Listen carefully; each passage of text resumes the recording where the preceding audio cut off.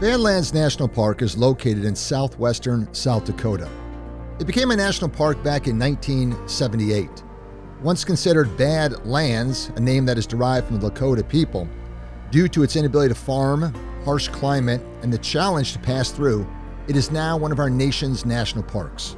The multicolored, sharply eroded buttes and pinnacles make it a place of exquisite beauty in a once dreaded location.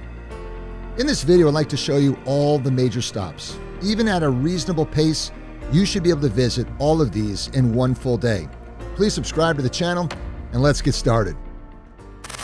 To begin your day, I'd suggest a stop at the Visitor Center. There are two in the park. The White River Visitor Center in the park's South Unit offers information about the region's Lakota heritage. The Ben Rifle Visitor Center is open year-round, and that is the one that is closest to I-90. The center is staffed with friendly park rangers that can provide travel suggestions and answer your questions. There's a bookstore there, as well as a museum.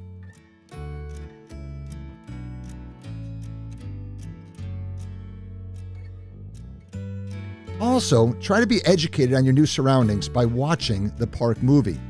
It can get brutally hot out here, so I'd suggest you do your hiking in the morning before the intense heat arrives. Not far from the Visitor Center is the parking lot to reach three of the park's most popular short trails. The first trail I'm hiking right now is the Window Trail. It's a quarter-mile round trip with only 10 feet elevation gain. It's a nice warm-up to start your day. In a short time, you will penetrate the Badlands Wall and be treated to a beautiful view.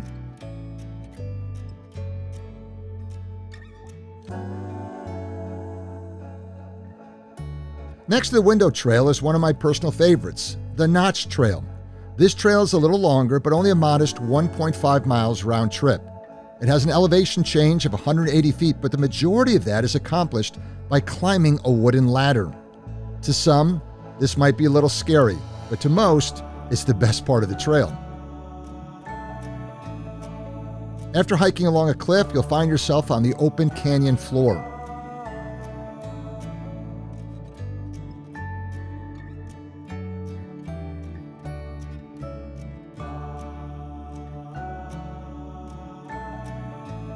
Keep hiking until you reach the Notch, which is a cutout section in the wall where you'll have an excellent view of the park.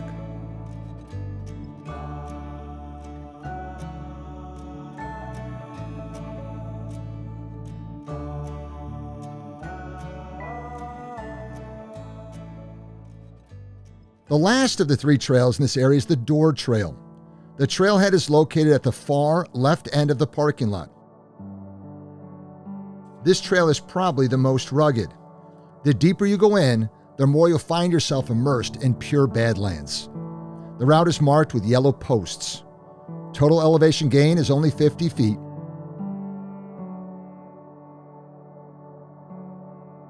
About a half mile in, you'll see a sign that indicates the end of the trail.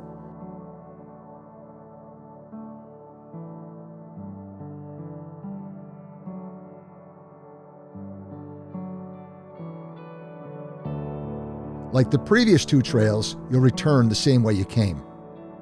While you're out on the east side of the park, I would recommend you visit the Big Badlands Overlook. This is a very popular overlook and you'll have a great opportunity to view the eastern portion of the Badlands Wall.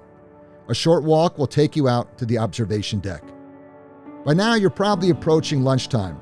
There's some excellent restaurants outside the park, but if you want to save time, go back to the Visitor Center and grab a bite to eat at the Cedar Pass Lodge. In late 2021, the food was good and the prices were reasonable. Also, this is the place to make reservations if you desire to spend the night in the park. They offer cabins and a campground. As the daily temperature increases, I believe the afternoon is the best time to check out the many designated overlooks on the Badlands Loop Road. You can reach all of these conveniently with your motor vehicle or your bicycle. The trail to each overlook is generally very short.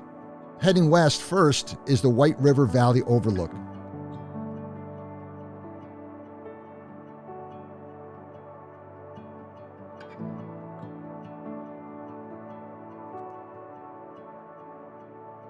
Next is the Bigfoot Pass Overlook.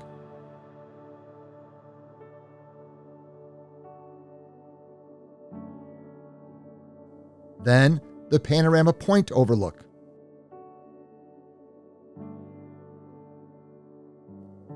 Fourth is the Prairie Wind Overlook.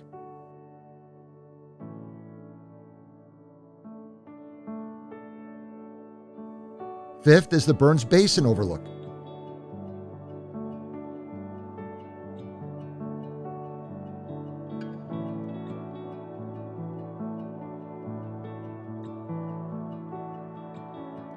Then the Homestead Overlook, and then the Kanata Overlook. From here, I'd suggest you continue to drive west and enter the Sage Creek Rim Road. It's a well-maintained gravel road. No stop to the Badlands is complete without a visit to the Roberts Prairie Dog Town. For me, this is also the location where I see the most wildlife.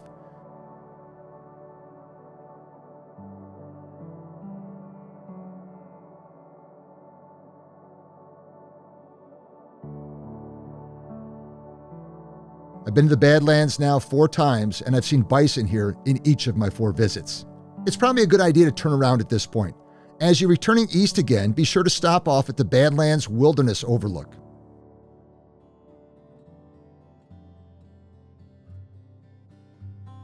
I suggest you time your day so you're at this location as the sun is setting. That will make the colors of another favorite stop of mine really pop. The Yellow Mounds Overlook has to be one of the most colorful sections in the park. Yellow, purple, gray, striped reddish beds display the sequence of yellow mounds. Take a little extra time to explore this special section.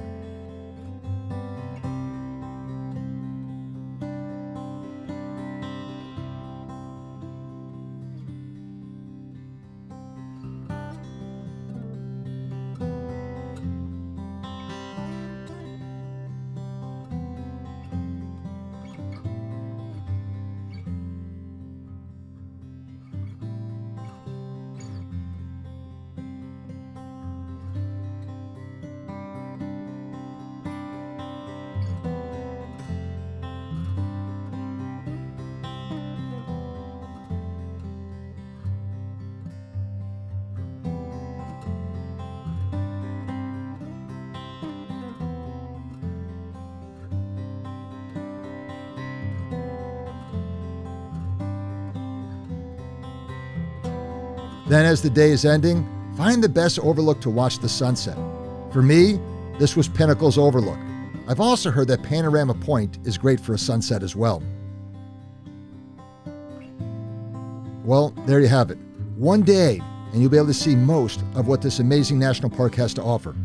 If you move a little quicker or have another day to spend, I suggest the following. Number 1, spend more time at each of the overlooks and check out the random spur trails. Number 2, hike the Castle Trail. The full trail is 10 miles out and back, but the best scenery, in my opinion, is at either end of the starting points. There's a parking lot at both of these locations. I'll link my video if you desire to see the full hike. Number 3, many people enjoy a drive to the local town of Walled Drug. And number 4, don't underestimate the nearby site of Minuteman Missile. Check out the launch control facility, be sure to make reservations in advance, and view the missile silo holding a Minuteman ICBM. Well, thanks for watching, and I hope this video will make you a little bit more familiar with Badlands National Park and assist you in your own trip preparations. If you haven't done so yet, please subscribe to the channel. We're all about visiting America's national parks, and remember, here at America's Parks, there's always room for you on every national park adventure. You have a great day.